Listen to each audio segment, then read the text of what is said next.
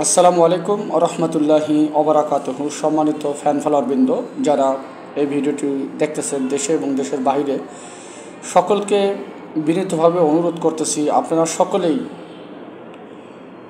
দেশ এবং ইসলামের জন্য ক্ষতিকর এমন কোনো কিছু মেনে নেবেন না যার দ্বারা আমার ইসলামের ক্ষতি হয় বা আমার দেশের ক্ষতি হয়। সাম্প্রতিক সময় আপনারা সকলেই জানেন যে এই যে জাতিসংঘের যে অফিস, এটা নিয়ে কিন্তু তুমুল আলোচনা হচ্ছে, বিতর্ক হচ্ছে। বাংলাদেশের বাহিরে সকলেই কিন্তু বিতর্ক করতেছে। আমি জানি না আমাদের মাননীয় প্রধান উপদেষ্টা কার পরামর্শে,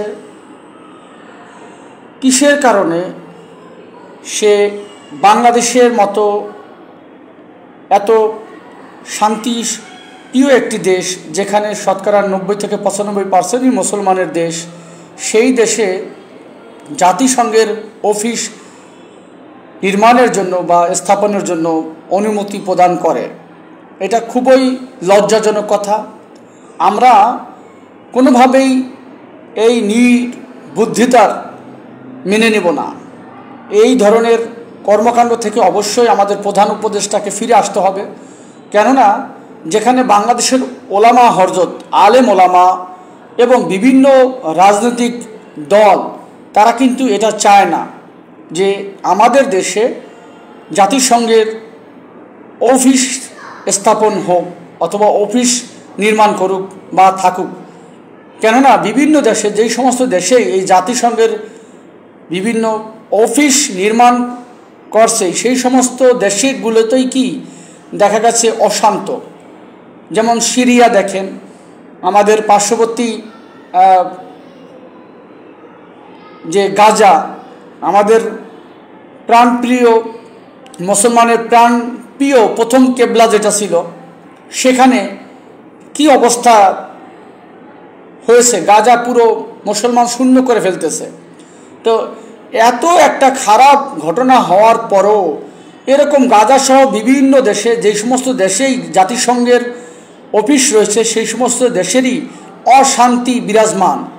সুতরাং আমরা প্রাণপ্রিয় বাংলাদেশের মাটিতে বাংলাদেশের জন্য ক্ষতি হয়, বাংলাদেশের মানুষের ক্ষতি হয়, সর্বোপরি এখানে 90 থেকে 95% মুসলমান, তাদের ক্ষতি হয়। শুধু মুসলমান না, অন্য অন্য ধর্মের যে সমস্ত ভাই বোন রয়েছেন, হিন্দু, বৌদ্ধ, খ্রিস্টান, আমরা যারা সকলেই মিলেমিশে আমাদের এই সোনার বাংলা, আমরা যারা আসি, বিরাজমান, আমরা বসবাস করতেছি, এই সমস্ত কোনো মানুষের, কোনো ধর্মীয় ব্যক্তিদের তিল পরিমাণ যাতে ক্ষতি না হয়, তার জন্য আমাদের সকলেই সজাগ দৃষ্টি রাখতে হবে। এই জন্য আমি দেশবাসীর পক্ষ থেকে আমাদের মাননীয় প্রধান উপদেষ্টা ডক্টর ইউনূসকে অনুরোধ করতেছি, আপনি এই সিদ্ধান্ত থেকে অবশ্যই ফিরে আসুন। এটা অবশ্যই প্রত্যাহার করুন এবং দেশবাসী কোনোভাবেই দেশের জন্য ক্ষতিকর, মুসলমানদের জন্য ক্ষতিকর এবং তথা সমস্ত মানব জাতির জন্য ক্ষতিকর এই রকম জাতিসংঘের অফিস বাংলাদেশে নির্মাণের জন্য কেউ অনুমতি দিবে না। আপনি গণভোট আয়োজন করুন, যেহেতু এটা একটা কিসের বিষয়, এইটা একটি পুরো সারা বাংলাদেশের রাষ্ট্রীয় বিষয়। যেহেতু এখন বাংলাদেশ একটা ডিজিটাল দেশ, এখানে অনলাইনের দেশ, এখানে সব কিছুই অনলাইনের মাধ্যমে গণভোট দেওয়া যায়। আপনি গণভোট সিস্টেম করুন, একটা পেজ খুলে গণভোট আয়োজন করুন, সেখানে আমরা কোনো টাকা খরচ হবে না, জাস্ট শুধু একটা পেজ খুলে সেখানে যে জাতিসংঘের মিশন বা জাতিসংঘের অফিস বাংলাদেশে থাকবে কি থাকবে না, জাস্ট এইটা করে ফেসবুক বা অন্য কোনো বিভিন্ন ইলেকট্রিক মিডিয়া, যেখানে কোনো টাকা লাগবে না ভোট দিতে, জাস্ট একটা পোস্ট দিন, আপনার প্রোফাইল থেকে দিন। সেটা আপনি নিজেও ফেসবুক চালান, যেহেতু এটা আমরা জানি, আপনার ফেসবুক থেকে বা আপনাদের আমাদের যে রাষ্ট্রীয় যে ফেসবুক পেজ বা প্রোফাইল রয়েছে বাংলাদেশ সরকারের, সেখান থেকে পোস্ট করা হোক এবং সেখানে হিন্দু, বৌদ্ধ, খ্রিস্টান, মুসলমান সকলেই ভোট দিতে পারবে যে বাংলাদেশে জাতিসংঘের অফিস থাকবে কি থাকবে না।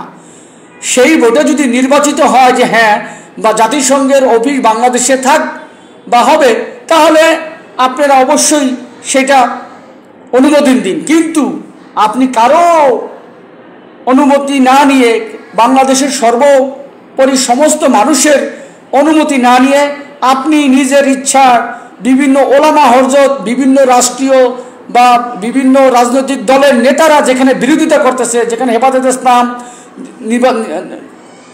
তারা বিরোধিতা করছে, জামাত ইসলাম বিরোধিতা করছে, বিএনপি বিরোধিতা করছে, তারপরে নূর তারা বিরোধিতা করছে, বিভিন্ন বিরোধিতা করা সত্ত্বেও আপনি সেখানে জাতিসংঘের অফিস নির্মাণের জন্য অনুমতি দিয়ে দিলেন।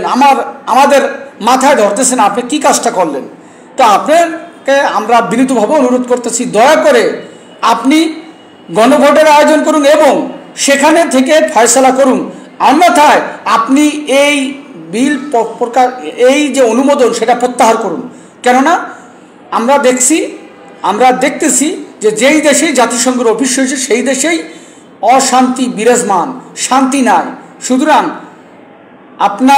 আপনি যেহেতু মুসলমান এবং আপনি একজন নোবেল জয়ী, আপনি অনেক বিজ্ঞ লোক, আপনি আমাদের ভালোবাসার পাত্র, আমরা সকলে আপনাকে ভালোবাসি। আমাদের এই ভালোবাসা আপনি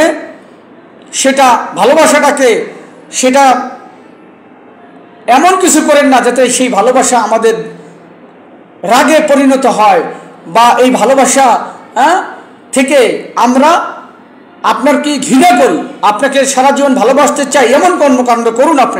আপনি নোবেল জয়ী একজন ব্যক্তি, আপনার যথেষ্ট জ্ঞান রয়েছে।